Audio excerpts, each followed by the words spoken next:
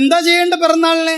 ബ്രാഹ്മ മുഹൂർത്തത്തിൽ ആ കുട്ടിയെ ഉണർത്തുക, എന്നിട്ട് കുളിപ്പിക്കുക, എന്നിട്ട് മുത്തശ്ശി കയ്യും പിടിച്ച് അല്ലെങ്കിൽ അമ്മയും അച്ഛനും കയ്യും പിടിച്ച് ക്ഷേത്രത്തിൽ പോവുക.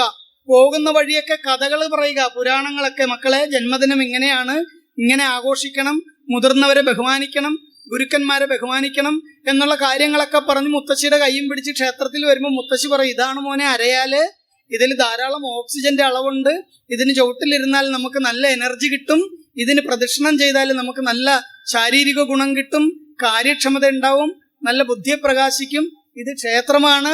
ക്ഷേത്രം എന്ന് പറഞ്ഞാൽ ക്ഷയത്തിൽ നിന്ന് ത്രാണനം ചെയ്യുന്ന അവസ്ഥയാണ്. ക്ഷയം എന്ന് പറഞ്ഞാൽ നമ്മുടെ അറിവില്ലായ്മ, അജ്ഞത, നമ്മളിലെ ഇരുട്ട് മാറ്റുന്ന സ്ഥലമാണ്. ഇവിടെ ഇരിക്കുന്ന ധർമ്മശാസ്താവാണ്. ധർമ്മശാസ്താവും അയ്യപ്പനും രണ്ടും രണ്ടാണ്.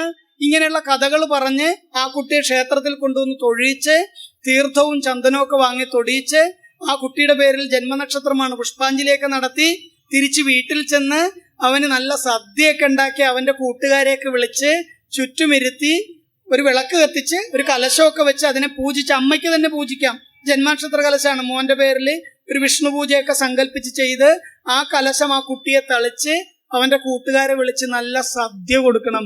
അങ്ങനെ വളരുന്ന കുട്ടിയുടെ സംസ്കാരം എന്തായിരിക്കുമെന്ന് നിങ്ങൾ സ്വയം ഒന്ന് ചിന്തിക്കുക.